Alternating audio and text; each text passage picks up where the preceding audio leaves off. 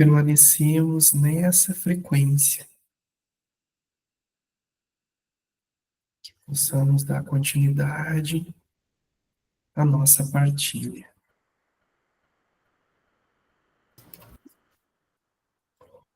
Gratidão. Agora, ganho com a palavra.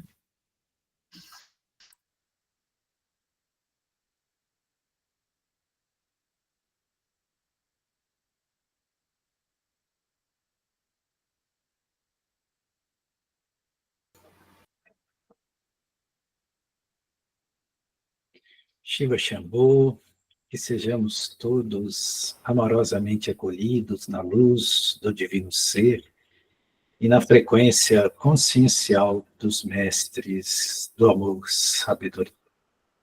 Em nossa partilha de hoje, nós trazemos um tema que ele é instigante e que nós gostaríamos de dizer de onde ele vem e quem o propôs.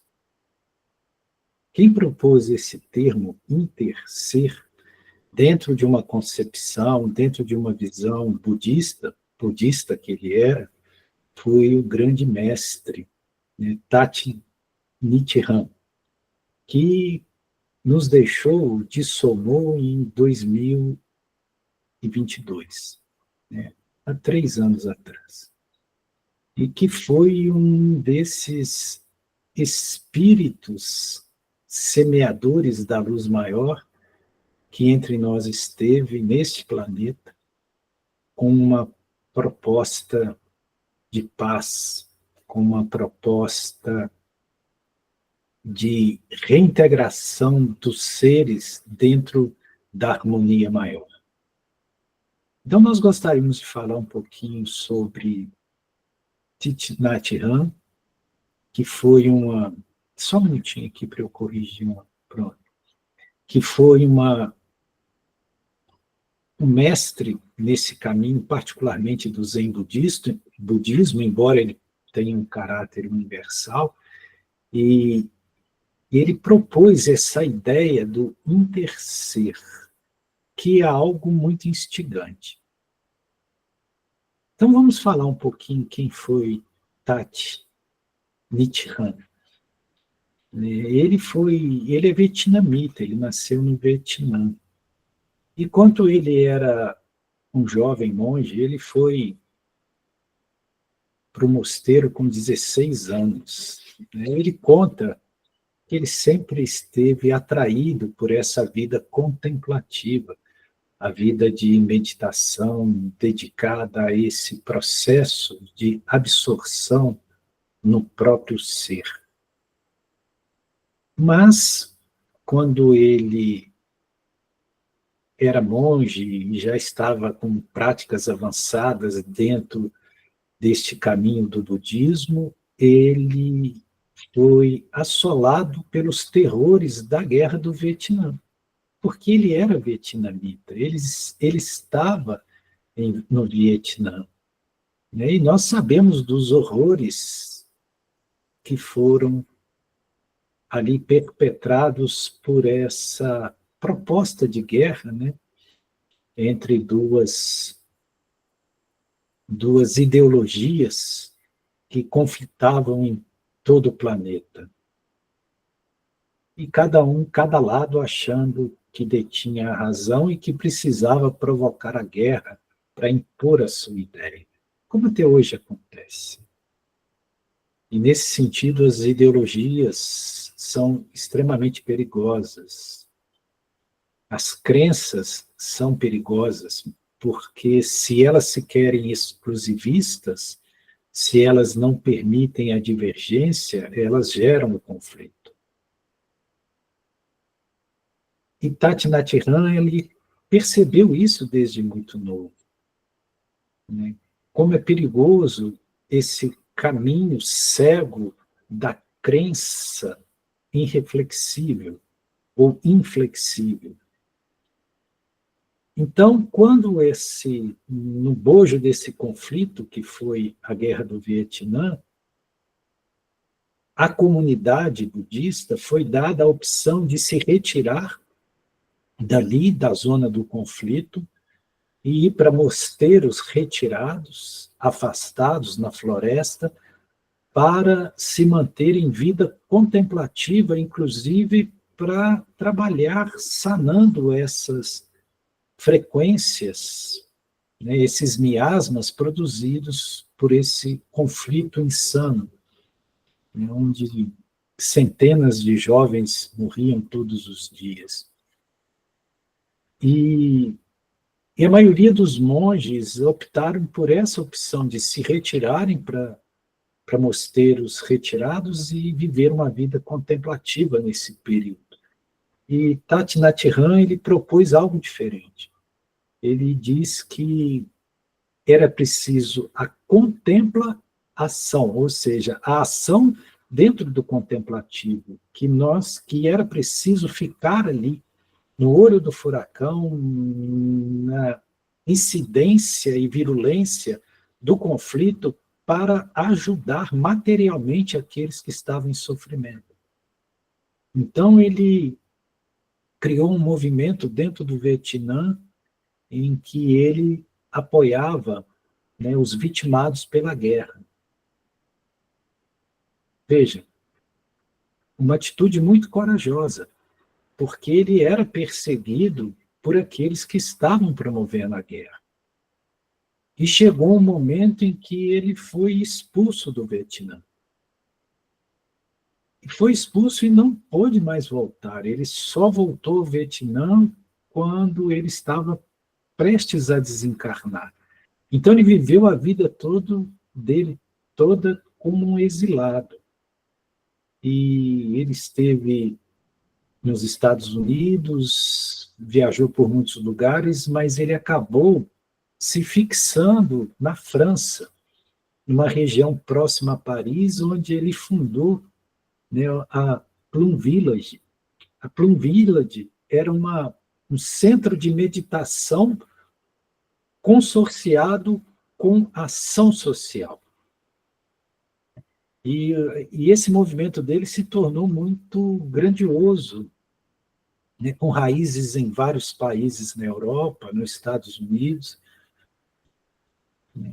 E se não fosse por todo esse trabalho maravilhoso que ele realizou, apenas um ato dele já seria digno de menção e de lembrança por todos nós, porque foi ele que esteve com Martin Luther King e convenceu Martin Luther King a entrar numa campanha contra a guerra do Vietnã, para terminar os horrores da guerra do Vietnã.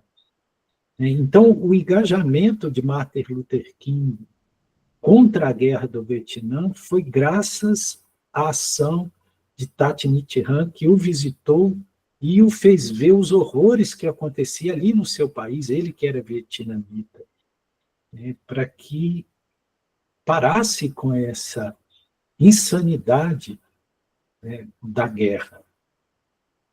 E por isso mesmo, o próprio Martin Luther King o indicou para o Prêmio Nobel da Paz. Né? Posteriormente, ele escreveu uma longa carta à academia e recomendando que o prêmio fosse dado a esse simples e pequeno monge, porque ele era pequeno de estatura mesmo, né? Que foi Thich Nhat Hanh. Então, veja, nós não estamos falando de alguém que viveu o budismo na teoria, ele viveu na prática, inclusive sendo terrivelmente desafiado a manter os seus princípios no meio do horror de uma guerra, no caos absoluto gerado por essa guerra, que foi a Guerra do Vietnã, no seu próprio país, na sua própria cidade. Né? Ele morava próximo a Saigon. Então, lógico, ele vivenciou todos esses horrores. E ele escreveu muitos livros falando sobre essa natureza de caminho que concilia, né, o estado contemplativo da busca da realização espiritual com uma ação contundente no mundo, para mitigar dores, para acolher aqueles que estão em estado de sofrimento. E um dos livros dele, que tem um título maravilhoso, e que só o título desse livro vale pelo livro todo, todas as páginas desse livro poderiam estar em branco, que só o título valeria pelo livro todo, que é um livro que nós estamos lendo nesse momento. E foi ali que ele traz essa proposta do interser, que é uma proposta muito auspiciosa. Esse livro específico, né, que ele escreveu, que nós estamos lendo, e onde ele traz essa proposta do interser, se chama Sem Lama Não Há Lótus.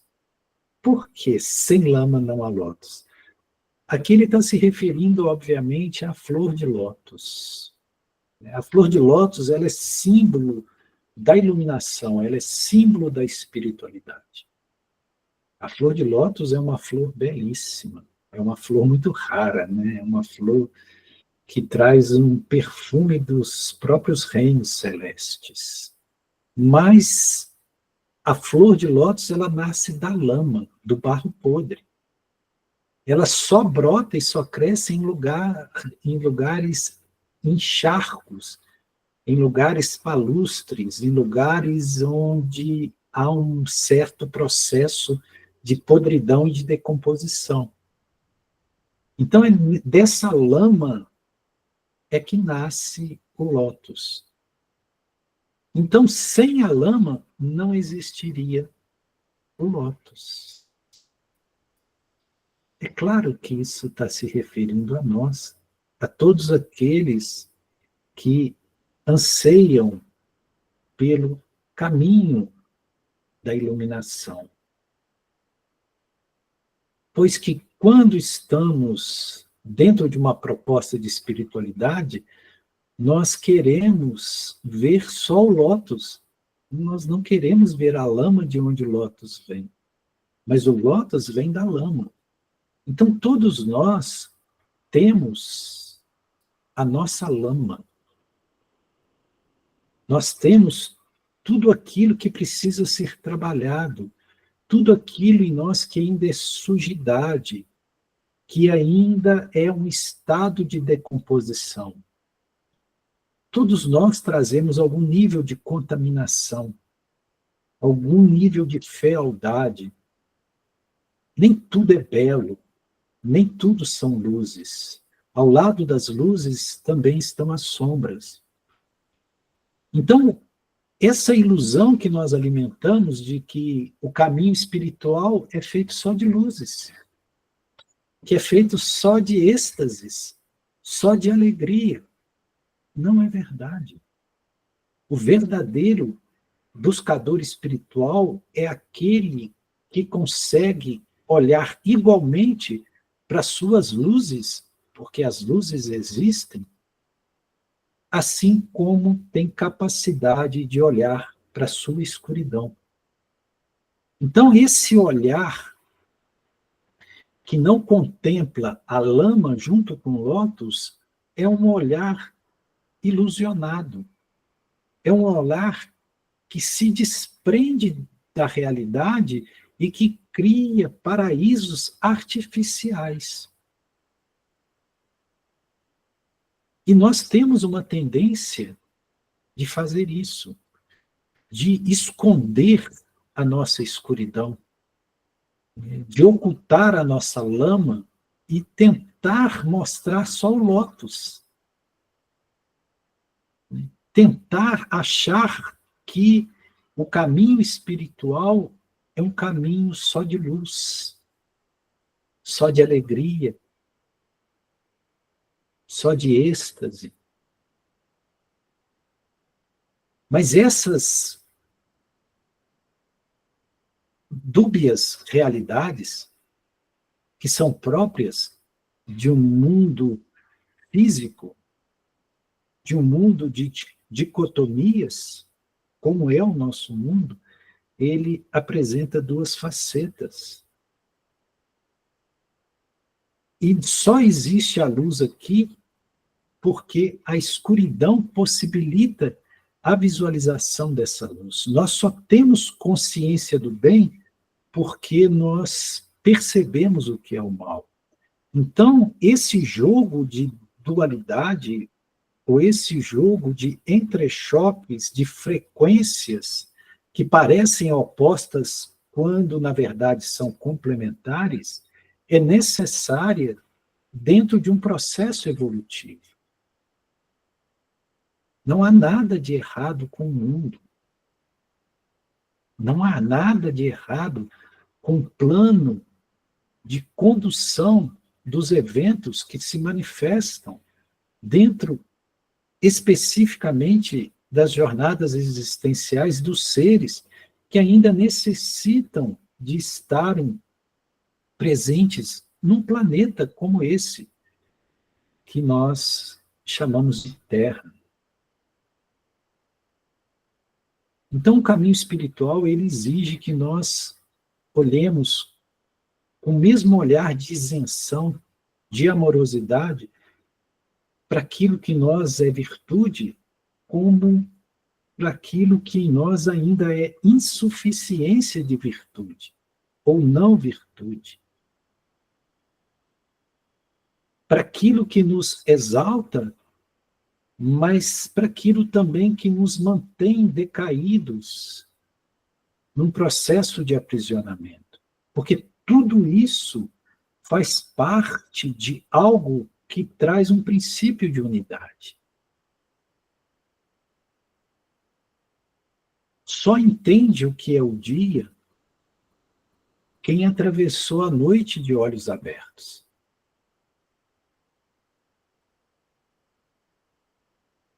Assim como Thich Nhat Hanh, que percebeu o equilíbrio e a harmonia dentro de uma guerra insana, estando ali no Vietnã durante o período da Guerra do Vietnã e sendo testemunha presencial de todos aqueles horrores. Ele não fugiu do conflito.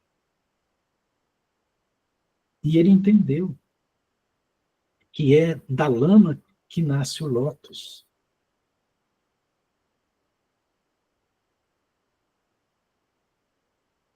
E notem como as figuras mais relevantes que atravessaram esse planeta em termos de contributo para o avanço da humanidade foram consciências extremamente desafiadas, que viveram situações e lidaram com conflitos internos e externos de altíssima envergadura. Nós citamos Martin Luther King.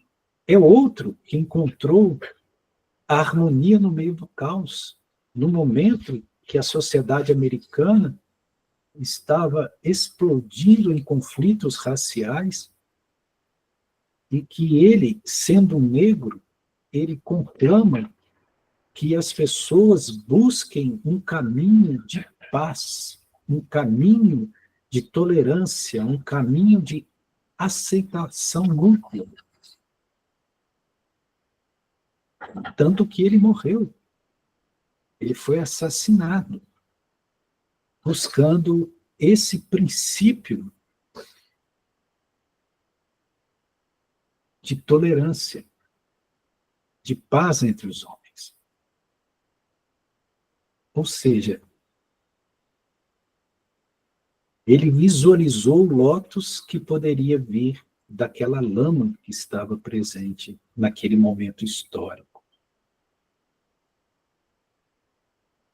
E nós trazemos para a nossa vivência, aqui e agora no mundo. Nós olhamos ao derredor e percebemos que o mundo também está mergulhado em conflitos explícitos e implícitos. Há conflitos por todos os lados. Há guerras declaradas e guerras não declaradas. Logo, a lama do mundo, ela é algo mensurável, palpável, que nós sentimos no dia a dia. E o caminho da espiritualidade é o caminho que não nega, que não foge dessa realidade, mas que traz o lótus, ou permite que a flor de lótus nasce dessa diversidade.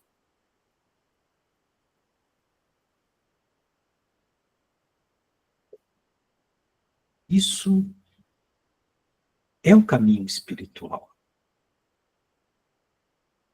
Não é um caminho espiritual que nega a realidade, que foge para castelos construídos em nuvens, para planos paralelos, para uma mistificação improdutiva. Porque é muito fácil nós nos abrigarmos em processos de mistificação e ficar olhando para o alto, buscando luzes no céu, quando nós não conseguimos ver onde nós pisamos. E nesse sentido, a espiritualidade pode ser um escapismo. Na verdade, nós queremos escapar, fugir do mundo, abrigando-nos numa certa perspectiva ilusória de um certo estado de vivência que não tem raiz nenhuma naquilo que é a nossa constituição mais profunda. E muitos estão nesse processo. Então, sem lama, não há lótus.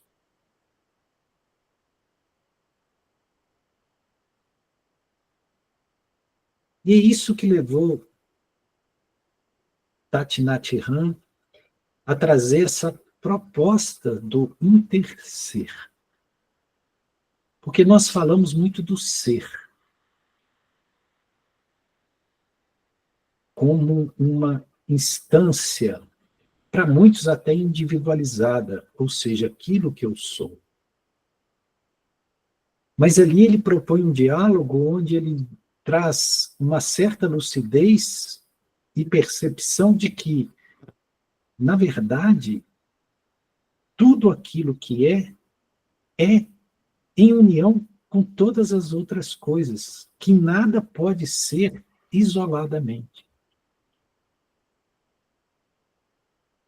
Ele traz o exemplo de uma flor. Como nós falamos do lótus, vamos usar o exemplo de uma flor. Uma flor não é uma flor, dentro dessa visão de interser. A flor é um somatório de elementos que não vieram dela mesma. O que está presente na flor?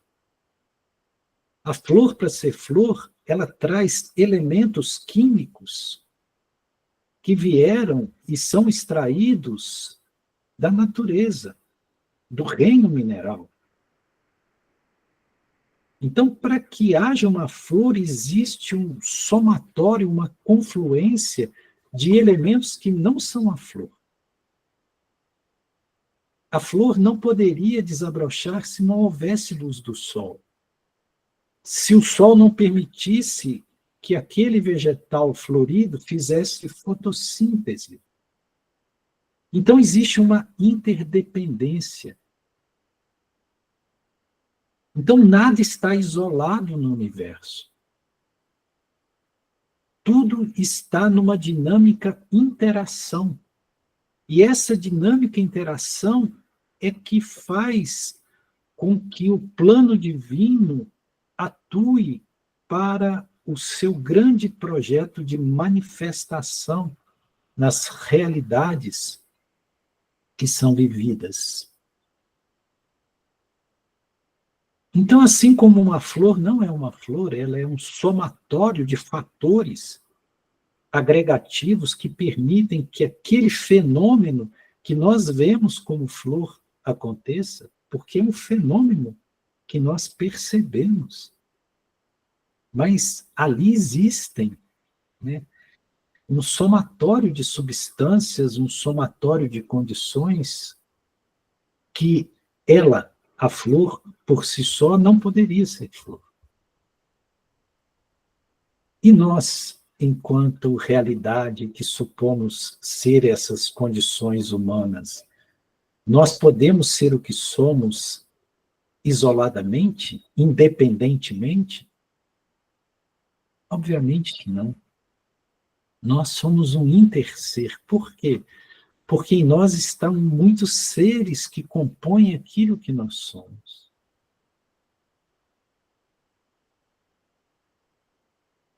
Ontem, quarta-feira, a Sueli falou da microbiota, que só no nosso corpo existem trilhões de micro-organismos que habitam o nosso corpo, que fazem parte desse ecossistema biológico, físico, e que sem essa condição trazida pela complexidade dessa microbiota, nós não seríamos o que somos, nós não teríamos essa estrutura. E veja o que somos. De onde vem aquilo que somos? De que é constituído o corpo físico? Dizem que 70% do nosso corpo é água, elemento líquido. Nós produzimos isso, isso vem de algum lugar. Vem da própria manifestação da existência.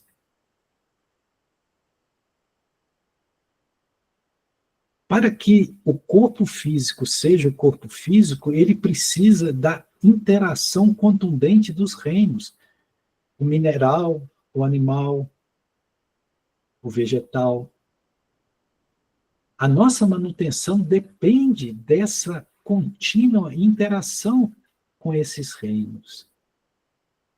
Quando nós nos alimentamos, nós ingerimos aquilo que mantém as nossas células, que mantém a nossa aparelhagem física, e que não somos nós que criamos isso.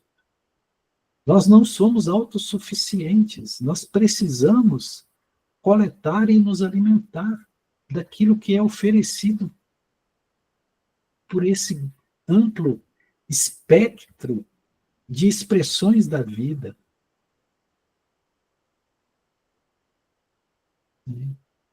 Quais são as 4 forças potentes presentes na condição humana? É a água, o fogo, o ar e a terra, que são os 4 elementos. Sem a força desses 4 elementos, nós não existimos. Nós precisamos de combustão, que é a digestão, que é o princípio ígneo. Nós precisamos da respiração, que é o ar. Nós precisamos da água, que é a nossa fluxo sanguíneo, líquido. Nós precisamos da terra, que é aquilo que é sólido em nós. Veja, nós somos interdependentes. Tudo nesse universo é um princípio de interdependência. Então, nós temos que quebrar essa noção de que nós somos uma ilha, que nós existimos isoladamente. E quando eu percebo essa condição da interdependência, eu vejo que tudo está em tudo. E que desse todo repousa o princípio uno.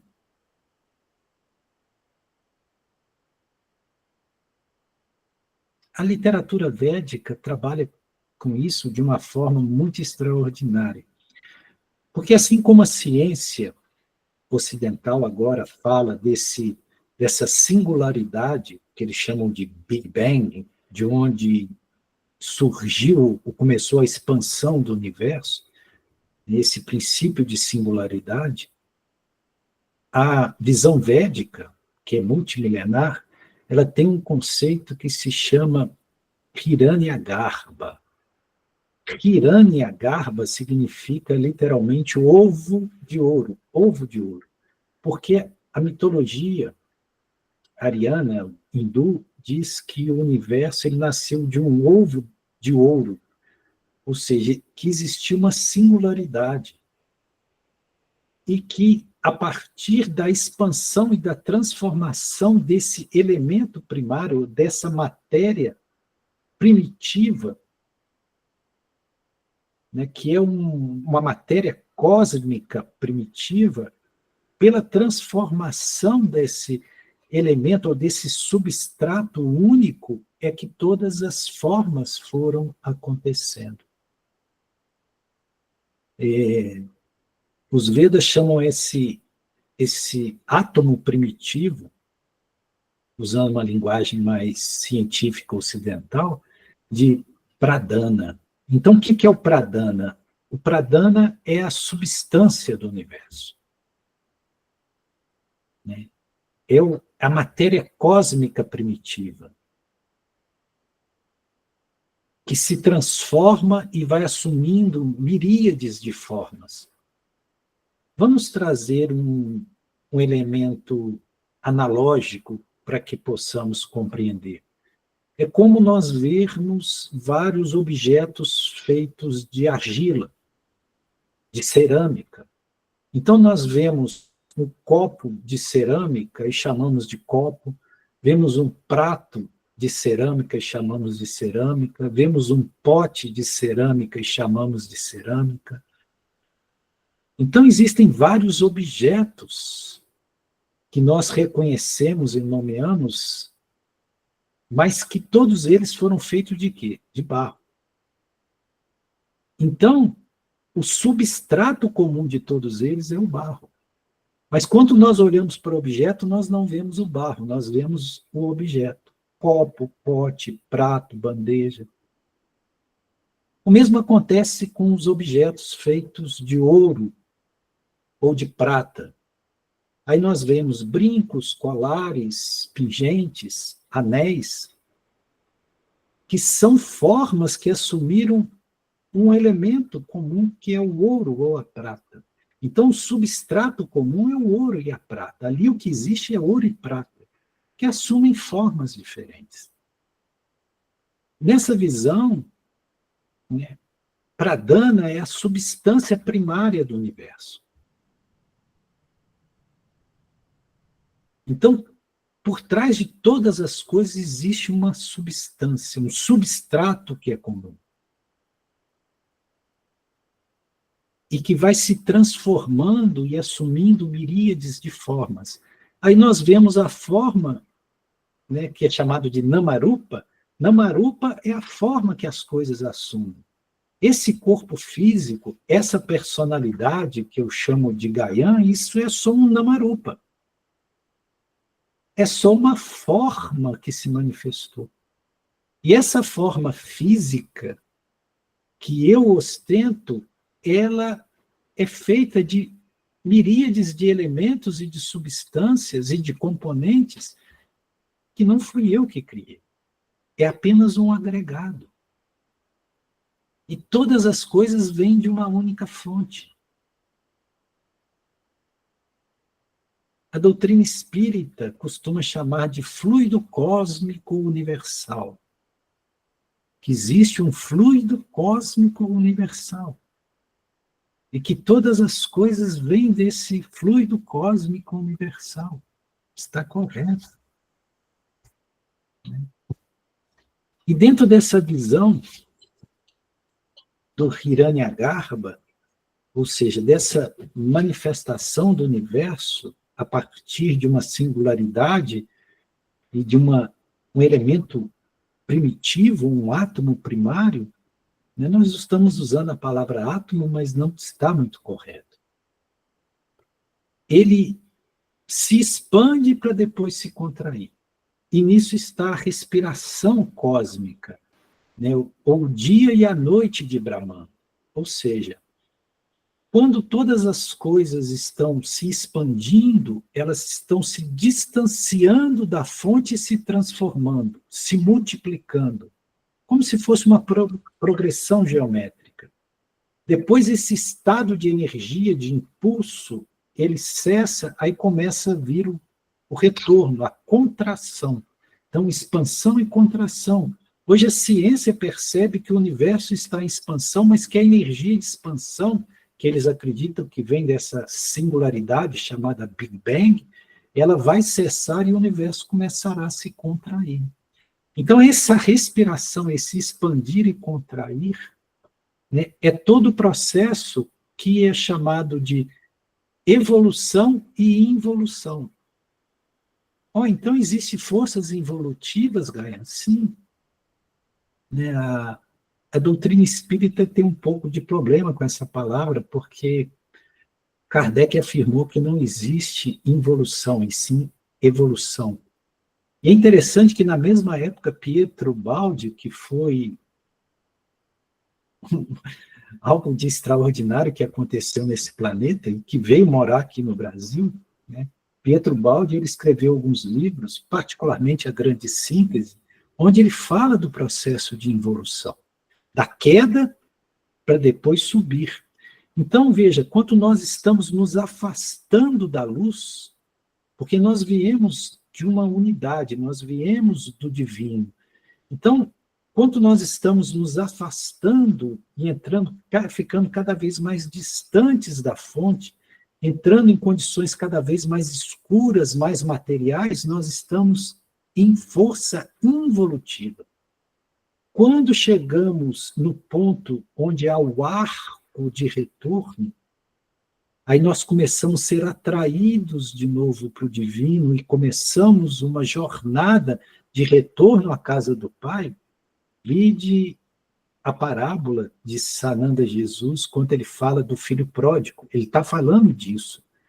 Você sai, dissipa todos os seus talentos, os seus bens, chega ao estado de ter que comer alfarrobas, alimento dos porcos, para depois reconhecer e começar uma jornada de volta. Então, nessa humanidade, nós temos seres encarnados que estão sendo subjugados ainda por forças involutivas, ou seja, todos os impulsos que levam para o distanciamento da luz. Existem aqueles que já estão vivendo o processo do impulso evolutivo, que é aqueles que estão sendo atraídos em retorno à fonte, a Deus, estão fazendo essa ascese, esse processo de retorno à casa do Pai. Né?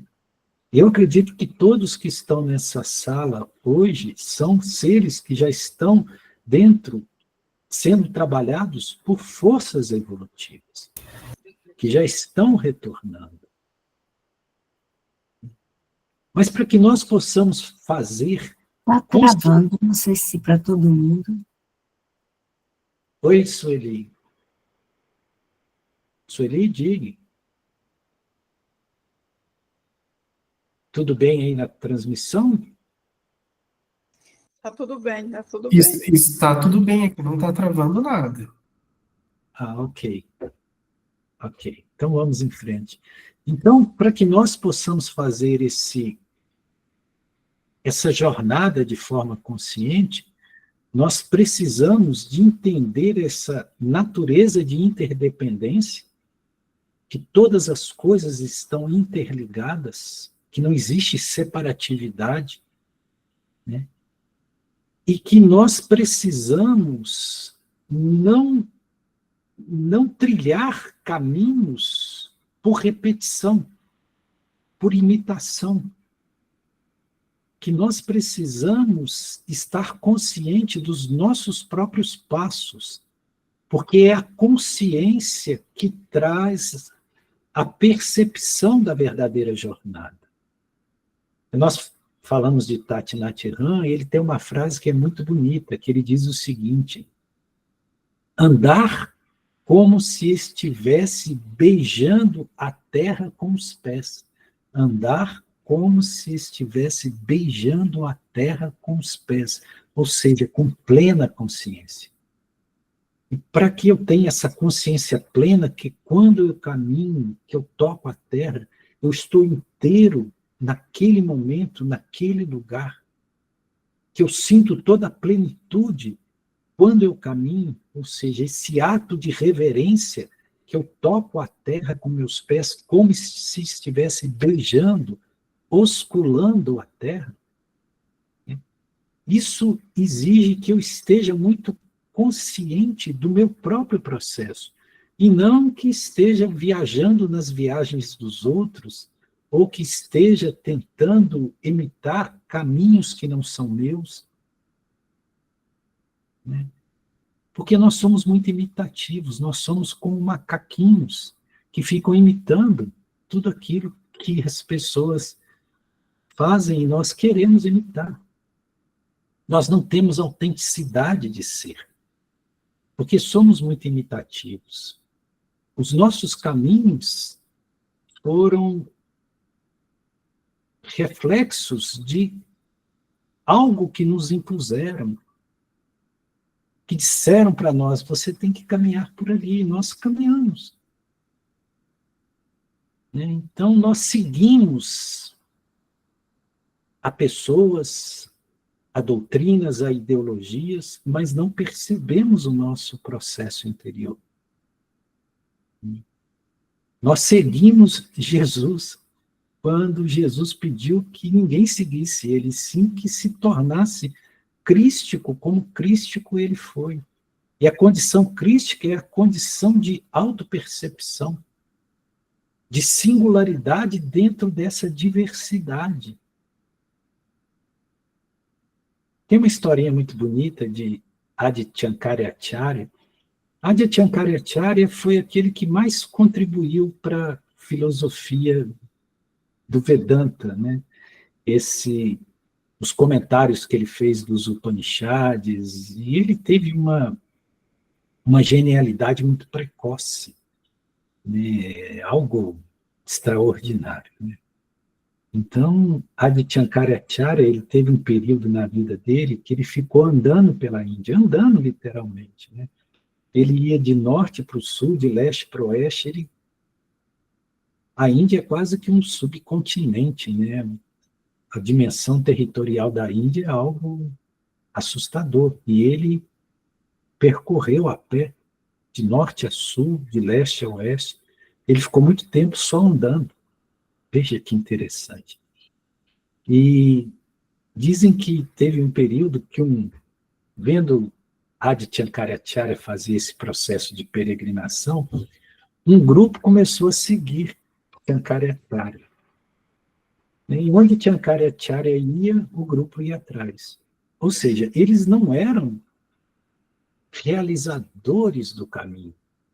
Eles eram seguidores de alguém e achavam que por seguir alguém eles estariam realizando algo.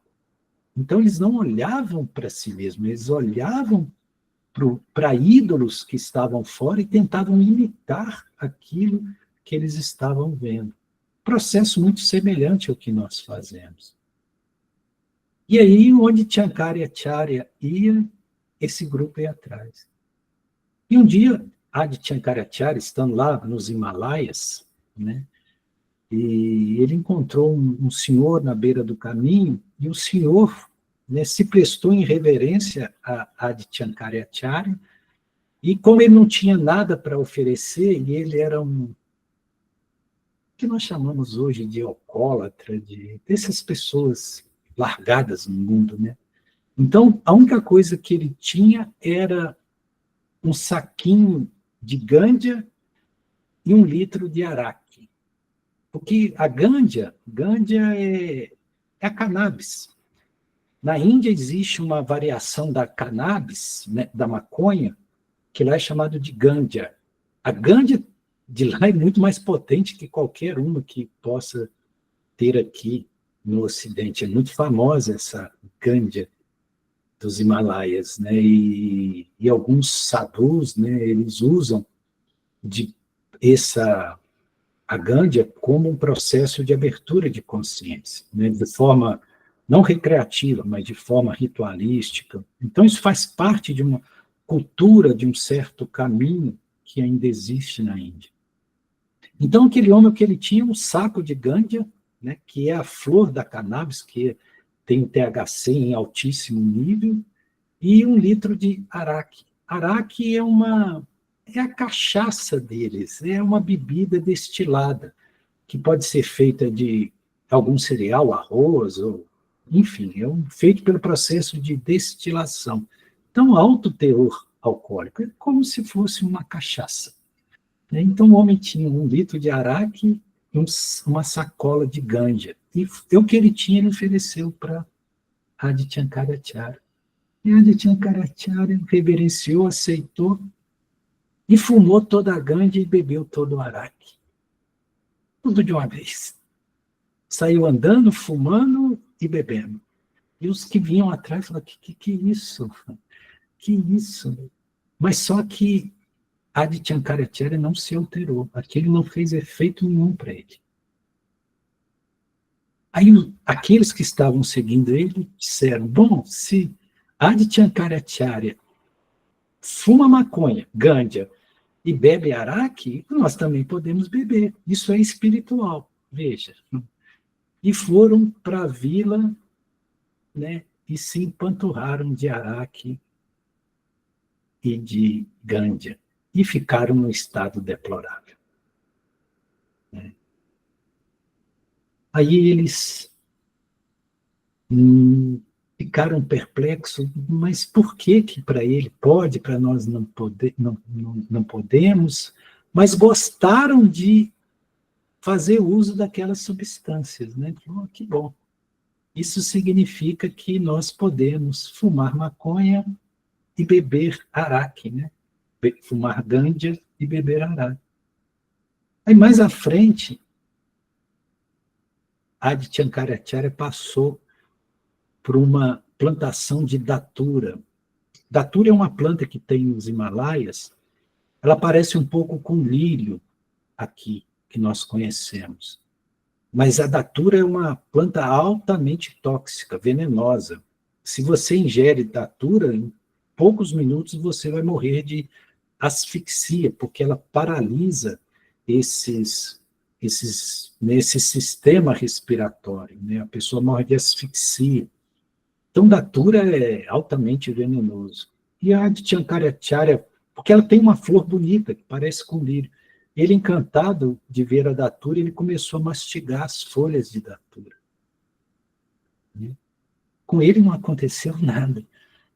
E aí os seguidores ficaram, bom, ganja e araque, ok, mas nós gostamos do efeito, mas datura, isso nós não pomos na boca. Né? E viraram as costas e não mais seguiram Adi Shankaracharya.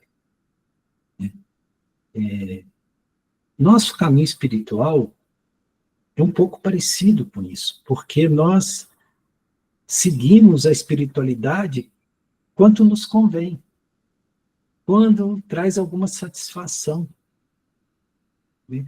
Quanto nós somos recompensados de alguma forma. Ou seja, quando eu estou no caminho espiritual, estou ganhando algo que está sendo benéfico para mim, ok. Mas quando chega a hora de ter que mastigar datura e não ser afetado pela toxicidade do mundo, mas não fugir do mundo, enfrentar as dores, se colocar numa condição ética, numa condição, numa postura correta, aí, quando somos desafiados, nós inventamos mil desculpas. Ah, esse caminho não é tão bom, eu não estou preparado, ainda não é meu momento, eu sinto que agora não é para mim. Damos as costas. Né? Ou seja, quanto o caminho espiritual é para tomar ganja e tomar araque, maravilha. Mas quando é para mastigar toda a datura do mundo, toda a toxicidade do mundo, para transmutar isso, enfrentar essas condições adversas, aí nós não queremos seguir Adi Shankaracharya, que ele vá sozinho. Entende como nós somos seres muito estranhos, né, muito esquisitos, né? Nós entramos no caminho espiritual e já queremos estar no último degrau. Tem uma outra história que aconteceu com Satya Gurudeva. Né? Satya Gurudeva estava lá no seu ashram, lá nos Himalaias. Né? E um ocidental foi ter com ele lá no ashram dele, lá em lá nos Himalaias, né? E chegou para Satya Gurudeva e falou assim: eu vim aqui porque eu quero que você me inicie como discípulo. Veja que arrogância nossa, né? Nós nem perguntamos ao mestre se ele nos aceita como discípulos, se nós estamos qualificados. Nós já chegamos e já, né, pleiteamos, achamos que tem o direito, né? Eu quero que você me inicie como seu discípulo. Aí Satya Gurudeva falou: ok, tudo bem.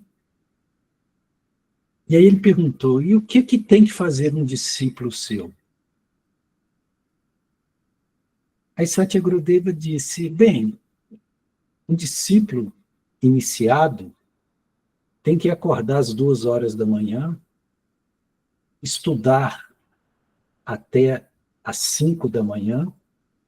Às 5 da manhã tem que tomar banho gelado no Ganges, depois fazer todo o processo do arati, da adoração, depois tem que lavar banheiro, varrer as dependências do ashram, cuidar das plantas, cuidar da horta, tem que trabalhar o dia inteiro. E ainda tem que servir ao mestre. Tem que oferecer água ao mestre, oferecer flores ao mestre. Aí ele olhou e falou: e o mestre? O que o mestre tem que fazer? Aí Satya Gurudeva falou: o mestre tem que ficar aqui como eu estou, receptivo, recebendo as oferendas de doce, de alimentos, né? As pessoas cuidando de mim. Aí o ocidental virou e disse: não, então vamos fazer o seguinte, eu não quero que você me inicie como discípulo, eu quero que você me inicie como mestre. Ou seja, nós já queremos ter os frutos de uma árvore sem sequer ter plantado a árvore, sem sequer ter esperado o tempo correto para que os frutos venham. Nós somos imediatistas. Nós não queremos trilhar o caminho árduo. Por isso que nós ficamos apenas na fase do encantamento. Porque essa fase do encantamento é muito bonita. Estou vendo mestres, comunicação de não sei quem, estou tendo visões disso, daquilo. Isso é encantamento. Mas a espiritualidade não é feita por esse processo. Antes que os frutos cheguem, é necessário todo o trabalho de plantio, de manutenção. Né? Nós, antes de querermos ser iniciados como mestre, nós precisamos aprender, ter a humildade de sermos iniciados como discípulos. Para ser servido, nós precisamos aprender a servir sempre. Isso nós não queremos. Bom, muitas outras coisas nós poderíamos trazer, mas eu me assustei olhando agora para as horas. Nós ultrapassamos em muito tempo previsto para a partilha, né? Então, gratidão, Shiva Shambho.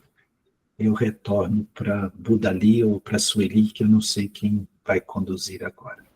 Gratidão. Agora, gratidão, Gaia. Eu também me assustei quando eu li agora. Eu passo para a Budali, para Eli. Então, gratidão, Gaian, gratidão a todas as pessoas que estão presentes nesta noite. E nós vamos abrir a fala. Nós temos aí 25 minutos para conversarmos sobre aquilo que nos tocou nesta noite. E podemos começar.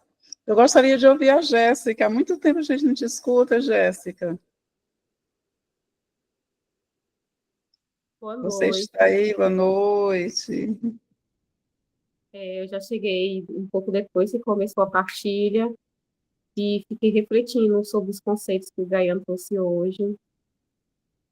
E ficou um pouco de dúvida na questão do irradiar, né, naquele primeiro momento.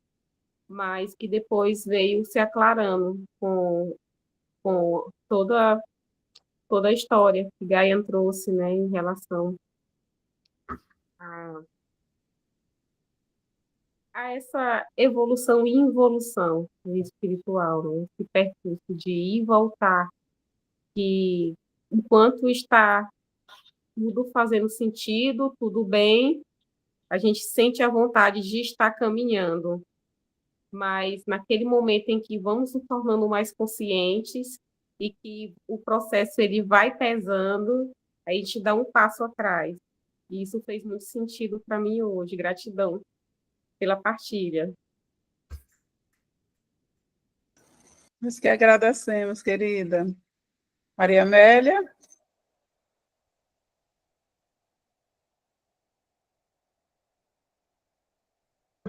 Consegui destravar. Eu estou no celular hoje. Pegando um gancho do que a Jéssica trouxe agora, né? É algo que... Vocês me chamaram? Ou Oi? não? Tinham me chamado ou não? Ah, tá, desculpa. Fica tranquilo. Estava longe. Então, uma questão que me vem, às vezes, dessa questão da evolução, na verdade, desde que eu comecei a participar da nave, eu lembro que quando a nave foi apresentada, né, até dentro do próprio significado, né, desse caminho da evolução, ou evolutivo, eu trago algo que um dia eu ouvi numa aula de Vedanta e que ficou aqui em mim muito forte, que vem comigo, que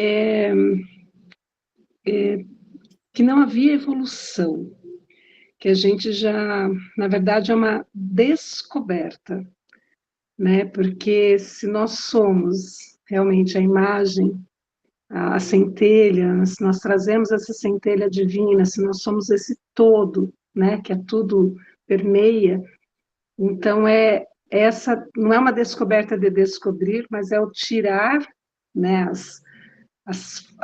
Os véus, tirar os véus, descascar essa cebola para essa luz brilhar, né? Isso me veio agora com a fala da Jéssica, né? Na questão da involução ou da evolução, né? Então, sempre quando, depois, isso eu ouvi há uns 2 anos, 3 anos atrás, então, sempre quando eu penso nessa questão da evolução, tanto é que eu fazia algumas palestras, eu falava, tudo evolui, até a ameba evolui, e a gente está em evolução, e aí eu me calei, eu parava, depois de ter ouvido esse termo e esse entendimento em mim, então a forma que eu sinto, né, um pouco desse caminho evolutivo, eu penso nessa descoberta, mas de tirar camadas, é o descobrir, né? Eu estou tirando camadas e trazendo esse brilho, essa essência para fora. Mas muita coisa me tocou hoje, muita coisa me tocou hoje. E eu acho que também essa questão do caminho, né? Que Gaia estava falando da gente, né, dos seguidores ou de seguir caminhos, me vem muito aquela coisa, se um caminho já foi traçado, eu não lembro exatamente a frase, mas ela fala, não caminhe por caminhos que outros já fizeram, né, porque se já tem uma trilha ali, não, você tem, né, faça o seu caminho, tenha o seu caminhar, mas eu estou... Nesse momento, nessa partida em específico, eu estou bem interna, eu acho que desde o primeiro fogo. Na verdade, eu ia entrar no fogo e eu acabei ficando do lado de fora. E eu fiquei aqui mais quietinha mesmo, acho que é assim que eu estou. Mas com a fala da Jéssica me veio a questão da evolução. Então, hoje é isso. Gratidão, Amélia. Laudemir? Me permite, Kudali, só dialogar um pouquinho com o que a Mel trouxe, que é muito rico. Veja, para o Vedanta, realmente não existe processo evolutivo quanto você tem a perspectiva do ser divino. Por quê? Porque nós somos um aquilo que nós chamamos de espírito, na verdade, que é a nossa mônada, o nosso ser real, ele não evolui. Por quê? Porque ele é parte integrativa de Deus. E Deus não evolui. Deus é.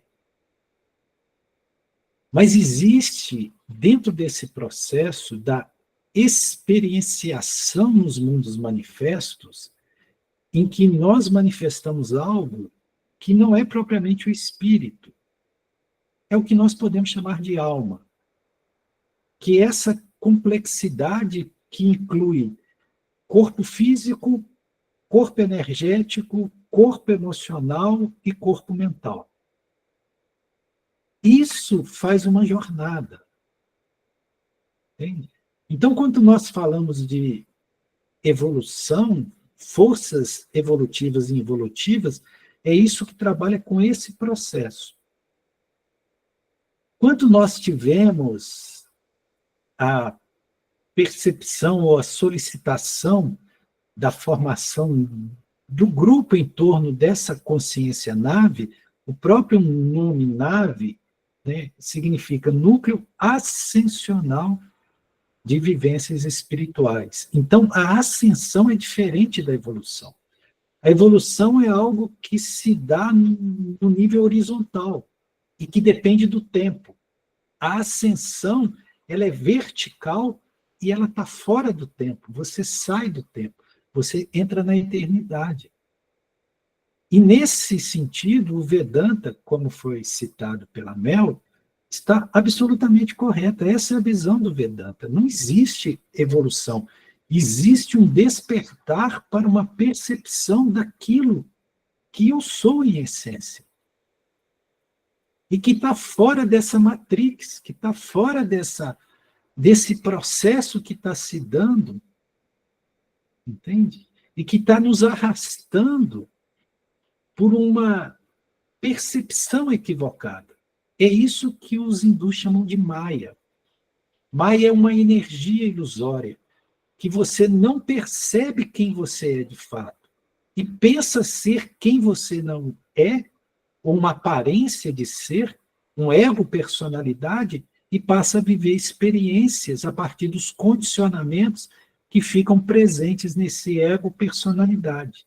E são os condicionamentos, que são chamados sanskaras, que faz com que eu reencarne, porque eu estou condicionado, eu estou cheio de padrões vibracionais que me mantêm dentro dessa frequência horizontal, né?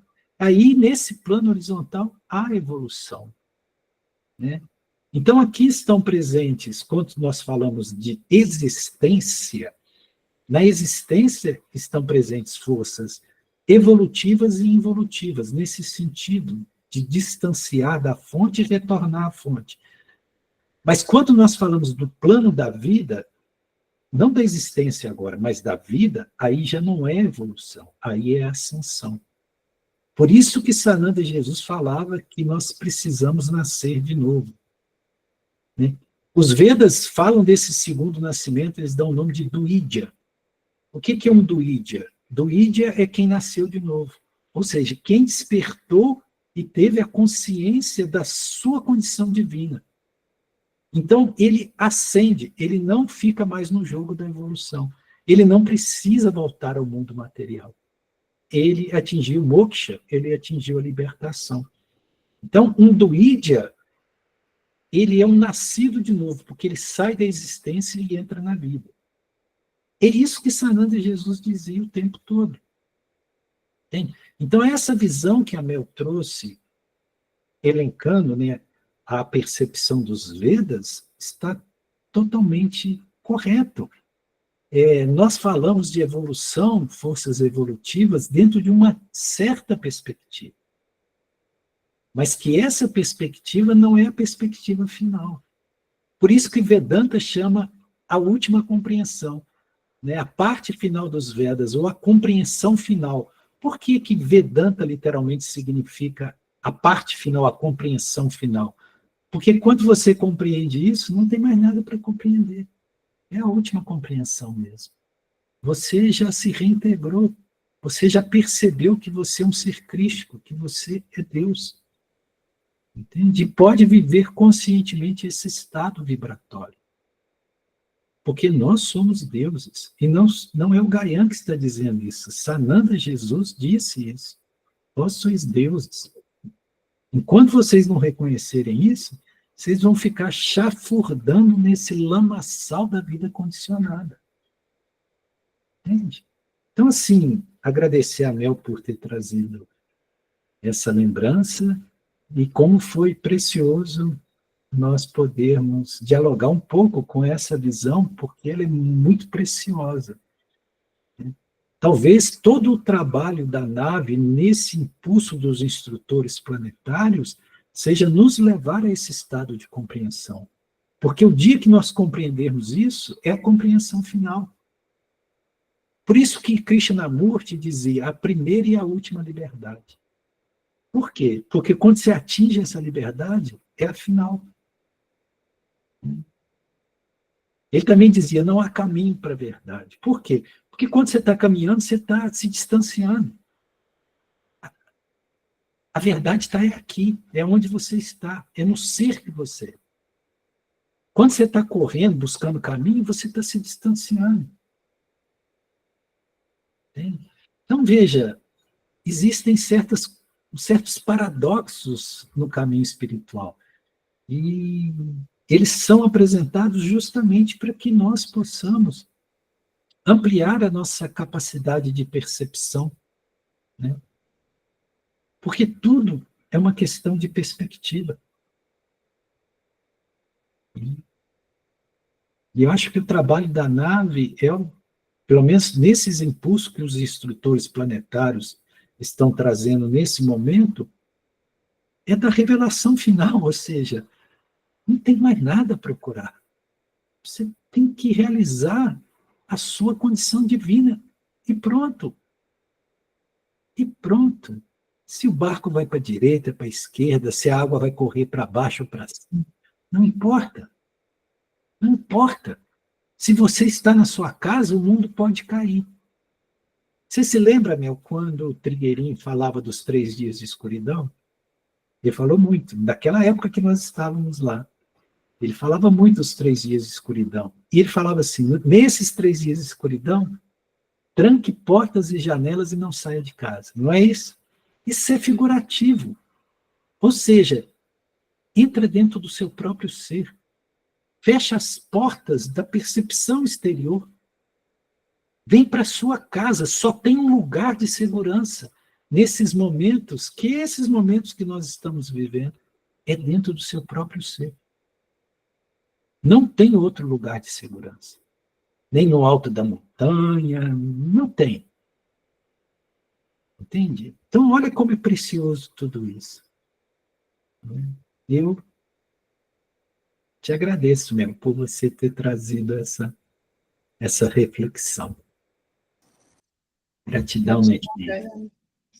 Gratidão, Gaian. Jorge, só um minutinho, Laudemir. Não, deixa o Jorge falar, que eu acho que ele tem mais. Tranquilo. Gratidão, Laudemir. Jorge? Oi. O que é que eu tenho mais, Laudemir? Teu não, pai. Tá no mesmo barco. Aliás, tá no mesmo tapete, né?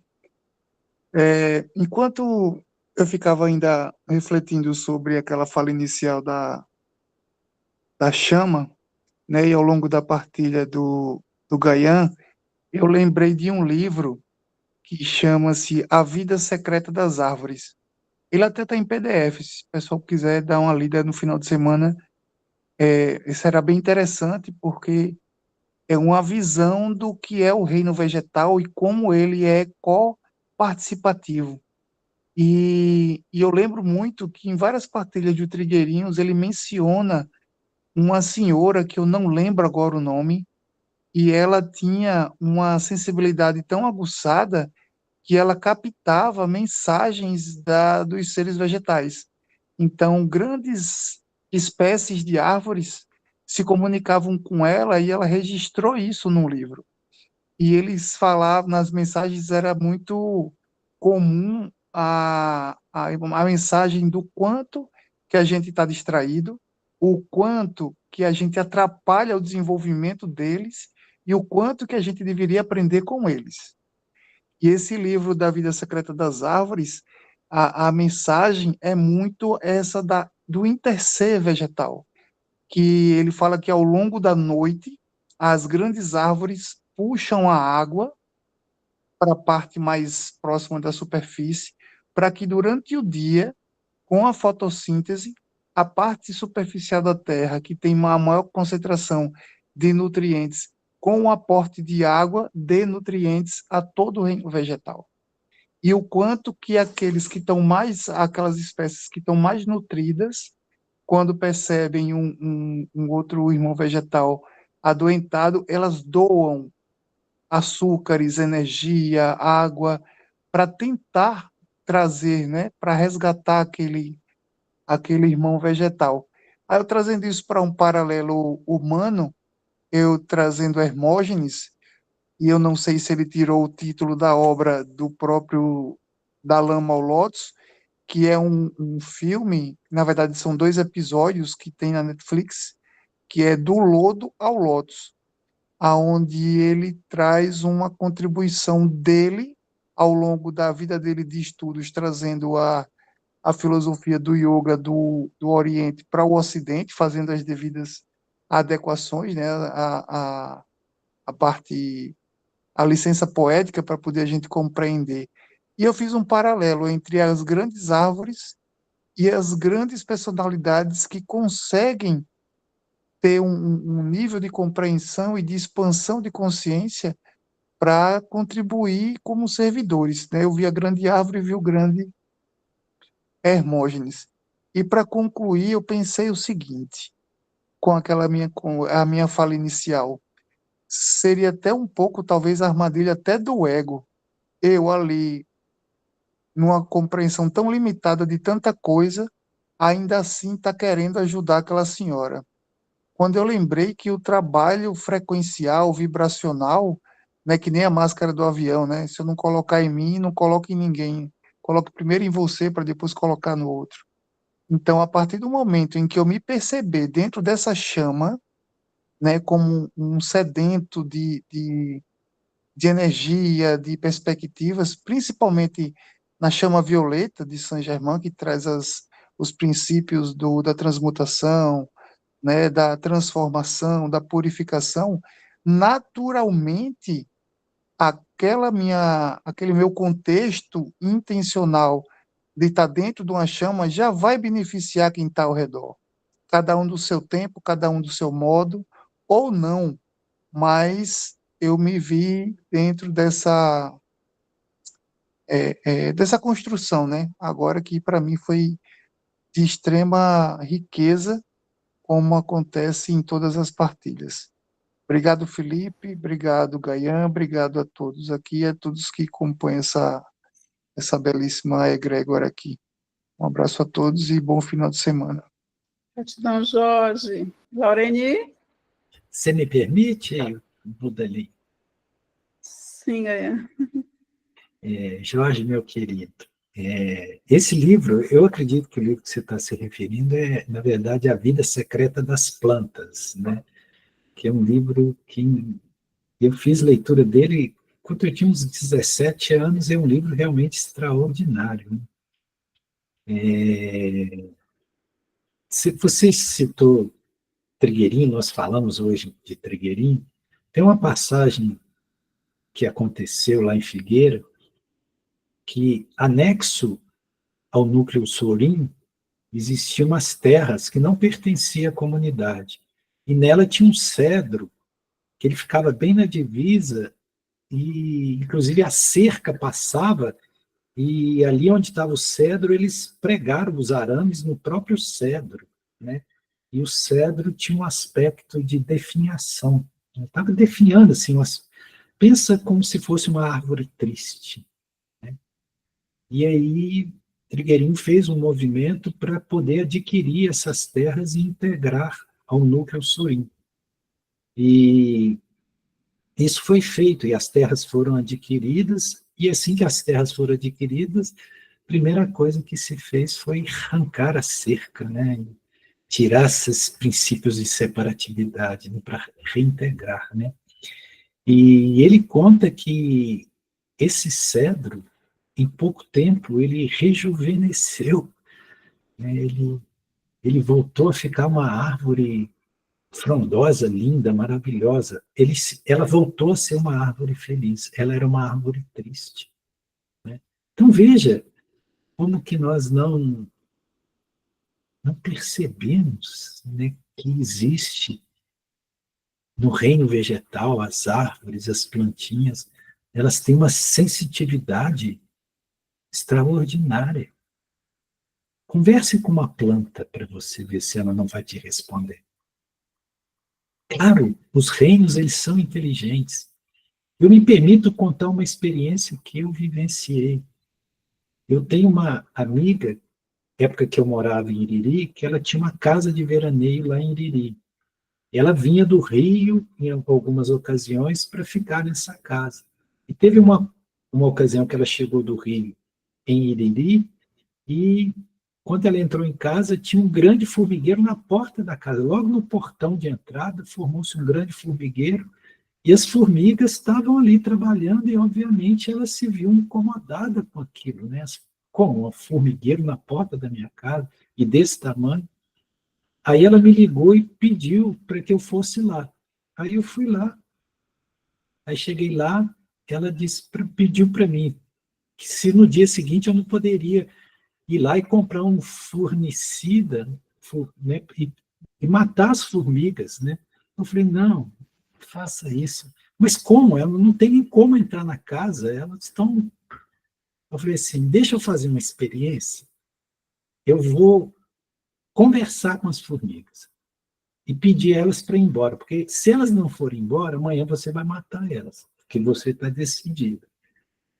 Eu posso tentar? Ela falou assim, você é louco, se você quiser fazer, faz. E eu fiz. Realmente eu sentei lá do lado do formigueiro, conversei com elas, pedi elas, vamos embora. Se vocês não saírem daqui, vocês vão morrer. Vai colocar veneno, você vai morrer. Vocês vão morrer. Né? Aí no outro dia de manhã, o Legária me liga. Gaia, vem aqui, correndo. Eu chego lá. Não é que as formiguinhas tinham ido embora? Elas foram embora. Não tinha uma formiga mais. Veja, isso é real, essas coisas acontecem. Nós precisamos entender que existe um interser, que nós estamos ligados às outras consciências, que existe vida em tudo. Em tudo. Você está doente, está com angústia? Abraça uma árvore e pede ela para transmutar seus sentimentos. Você vai ver o que acontece. Ela transmuta. A árvore, ela absorve essa energia, essa frequência negativa e transmuta. Faça isso. Todo mundo vai te chamar de doido. Que importância tem? É tão bom ser doido. Eu adoro ser doido. Aliás, eu acho que o mundo é dos loucos e não dos sãos. Então, façam isso. Tá bom? Gratidão. Gratidão, Gaian. Nós vamos ouvir o Jorge e, em seguida, a Laurine vai fazer o encerramento para nós à noite, né? Sei que está tão bom, poderíamos ir até 11 da noite, porém, né? Jorge, por favor. Boa noite, meus irmãos, minhas irmãs. Que bom estar aqui, nos nutrindo, né? Com tanta sabedoria. Agradecer ao mestre Gaian, toda a sua abertura. E começar já pelo abraço na árvore, né? Que eu tenho esse hábito de abraçar a árvore já há algum tempo, e justamente quando as angústias mais apertam é que eu já tenho um hábito de conhecer uma minha hora de poder pessoal, que eu sempre fico no pôr do sol em silêncio. Eu digo que é dialogando com o silêncio, mas é auscultando, né? Essa voz que vem dentro da gente. E a minha experiência, quando a gente passa um tempo assim, seja com o olho fechado ou não, mas só o fato de estar ou caminhando sozinho e num lugar seguro, obviamente, né? A gente já começa a tirar essas camadas, né, que a nossa amiga falou, e começa a acessar o nosso Atma, a nossa centelha, num estado entusiasmo, de alegria, de insights que vem, assim, de um tamanho que eu sempre, desde os 19, já saía com um bloquinho, né? Estudando já sociologia, saía com um bloquinho lápis, porque vinham muito insights, né? Então, essa parte de abraçar a árvore realmente tem um efeito de cartaz muito profunda, né? E isso é muito bom, é terapêutico, é terapia e é um exemplo, também é um símbolo muito forte de quando a gente quer defender não só a natureza externa, a nossa que está sendo vilipendiada e agredida diariamente, mas a nossa própria natureza também nesses processos da sociedade moderna, né? E eu estava até anotando algumas coisas aqui, eu estava pensando, eu vou falar, não vou falar, deixa o pessoal. Mas aí eu senti, a gente estava numa experiência hoje com o Falcão, né? Ele está com um projeto de plantas medicinais, inclusive, né? Um projeto de fitoterapia em João Pessoa, dentro da universidade, e a gente foi fazer essa vivência prática hoje.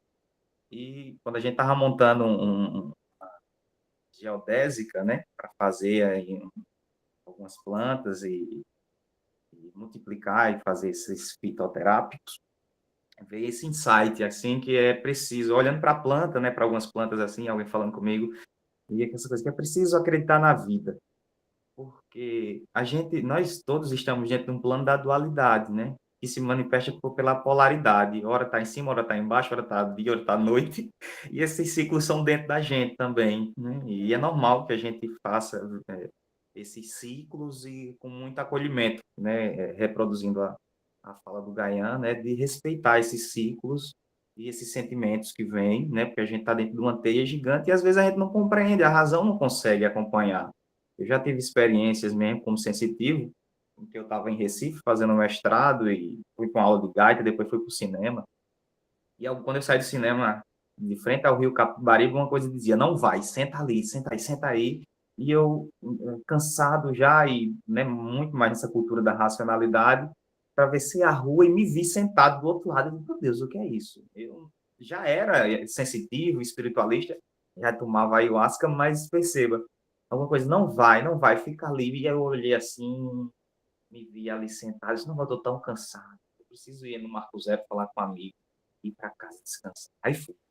Pronto, depois de caminhar 100 metros, entrando na praça, uma praça bem comercial, que eu não lembro o nome agora, 2 rapazes me abordaram, um com a faca na minha garganta, né?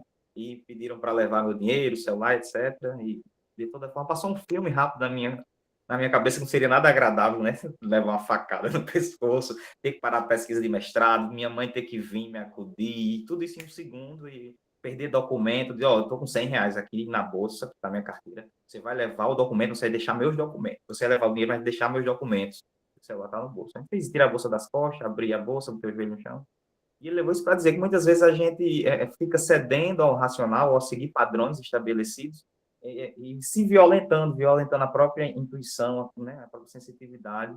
Muitas vezes o carteiro da nossa intuição entrega a mensagem e a gente não quer receber, mas na frente vai e acontece alguma coisa mais abrupta, né? Um choque maior, porque a gente não está conectado. A sociedade pede que cada vez a gente fique mais distante da natureza, mais distante de uma alimentação saudável, mais distante do nosso ritmo natural, né? E a gente entrou, já está dentro desse processo, e para fazer esse caminho de volta, é importante que a gente esteja aqui, né, bebendo desse conhecimento oriental, milenar, universal, vamos dizer assim, que é uma procura para entender a nossa própria natureza, né? Então, eu gostei muito quando o Gaian falou no Pietro Baldi, né, sobre a grande síntese, que ele fala um pouco sobre o transformismo da substância, né? Que é justamente essa substância do universo, lá desde o início, desde a origem, né? Que vem se transformando e que tende a ter uma diversificação cada vez maior, né? E dentro dessa diversificação da substância universal, né? Ele diz que a natureza não parou de criar outras formas de vida, novas formas de vida, né? Essa transformação, essa mutação ainda acontece diariamente, né?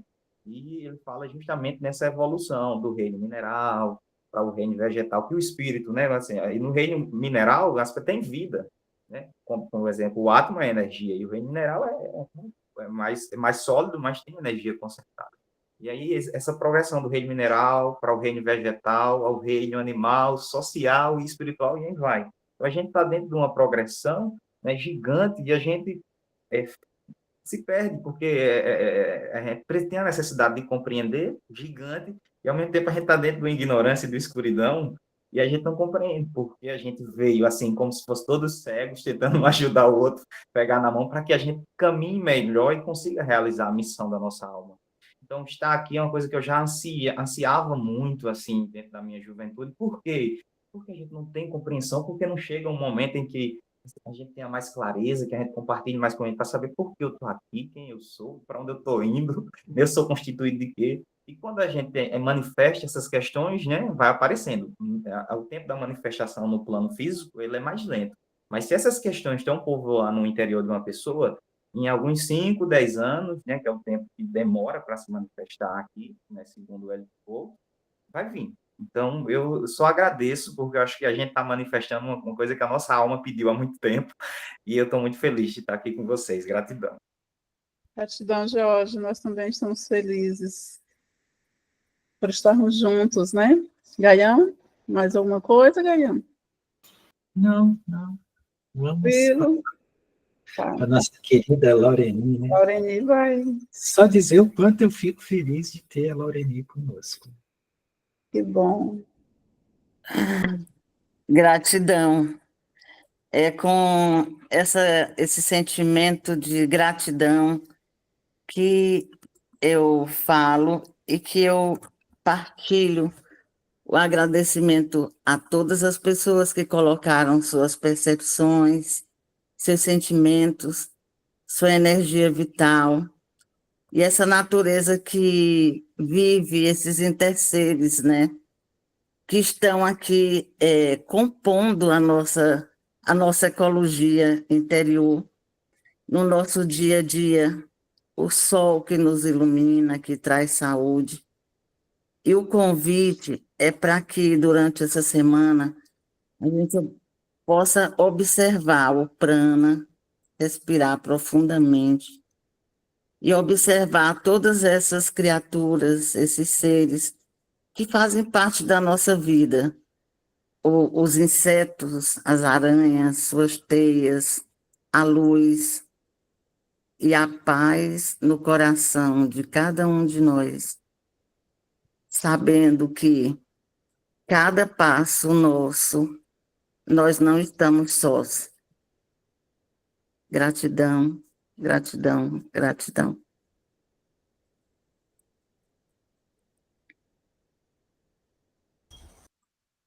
Gratidão mais uma vez. E nos encontraremos, quem puder participar na quarta-feira.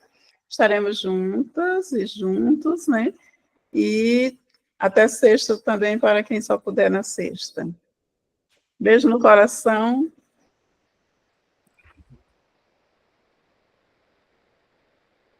Abraço a todos, boa semana.